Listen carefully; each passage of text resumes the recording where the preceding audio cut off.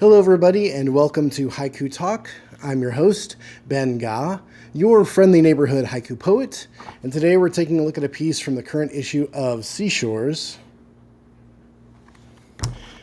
a poem by Marianne Sahlin with the first line of Lonely Night.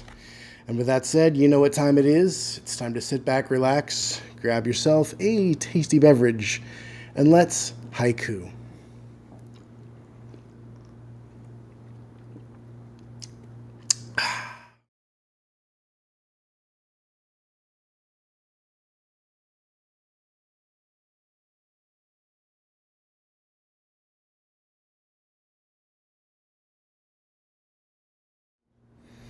Thank you all for tuning in. It's good to be with you for another episode of Haiku Talk.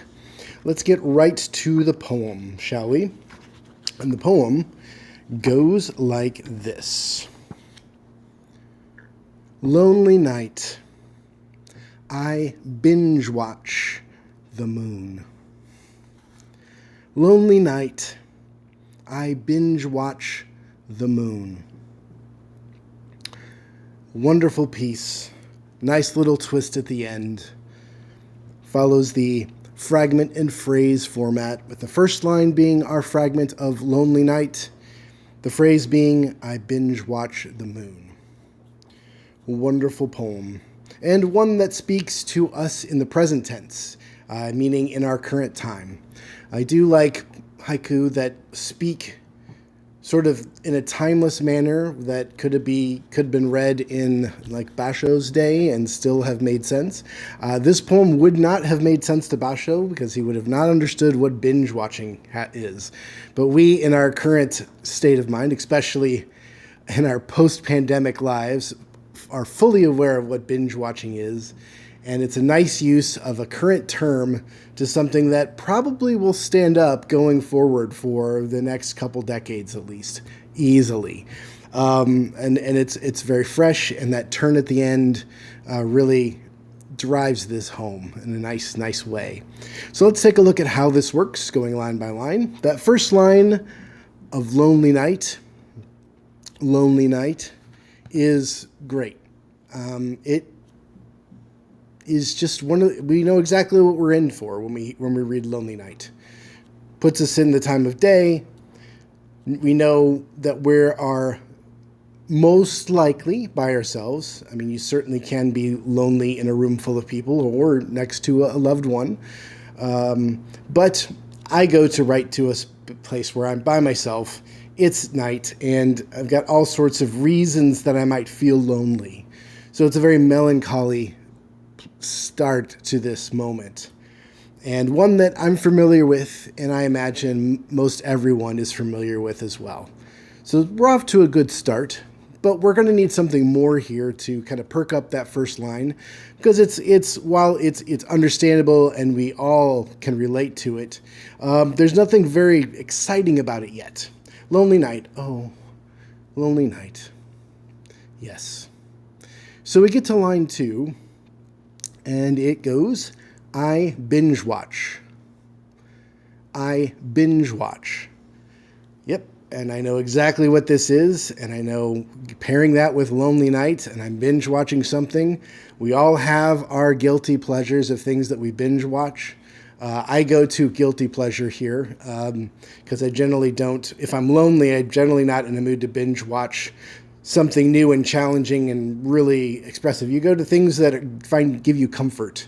For me, it's a lot of YouTube, actually. A lot of camping videos, videos about music, UFO, Loch Ness Monster, Bigfoot type stuff. I can go down those rabbit holes, spend lots of time without losing a beat and realizing where time is gone, especially if I'm alone, where I have control over what I'm watching. And, you want to just pass that time. You want to binge watch. You want to just keep on rolling through this lonely night to get you through it.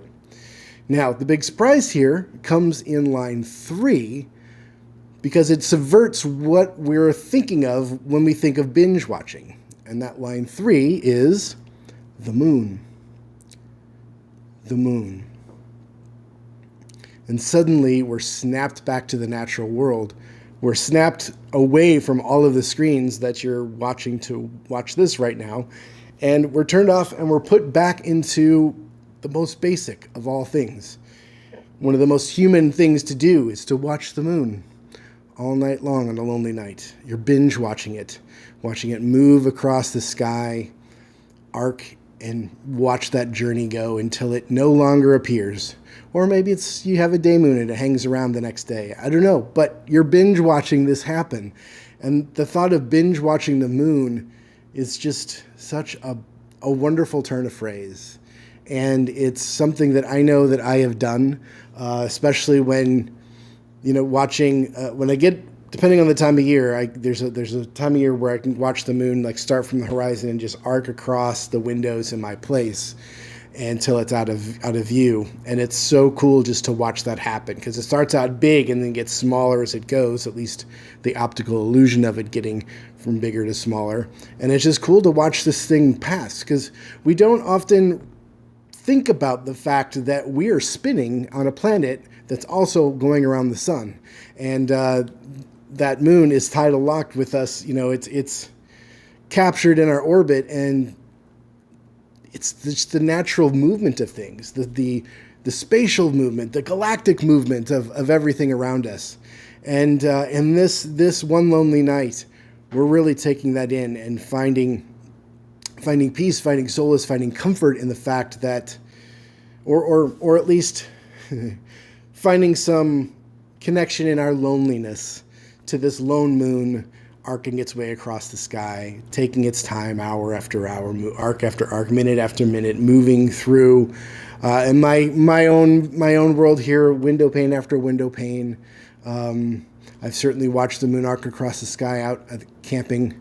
And I'm sure you all go to some place specific as well, where you could think about binge watching the moon. And the fact that it does take us someplace specific, and we all get subverted into going from whatever TV shows or YouTube videos or movies that we were binge watching to, no, we're watching the moon. I'm watching the moon this whole lonely night. I'm binge watching it. And that subversion is great, because we go down one path and now we're flipped into this other place where we then have to shift our own perception of, where am I? Where in my life does this take me? Where do I view the moon? Where can I binge watch the moon in my life? Where have I binged watched the moon in my life? And then I wonder, if we feel as lonely, or if we feel, like I said, we are lonely and we connect with that lone moon in the sky. What does it do for you? Let me know in the comments. Do you feel lonely with the moon? Did it make you feel happy or connected? Did it change the way you thought about what it meant to be in this night when you found out you were looking at the moon? Wonderful piece. Wonderful way. This is how haiku does. It pulls you in, takes you into that moment, and gives you that aha at the end, this twist at the end, making it really pop, come alive, and take you somewhere that you weren't expecting. Excellent poem. Thank you very much, Marianne. Thank you, Seashores, and thank you, folks, for tuning in for another episode of Haiku Talk. It's great to be with you again. Looking forward to next episode. Until then, cheers, and may you have wonderful, calm nights, and maybe try binge watching the moon a little bit tonight. Cheers, everybody.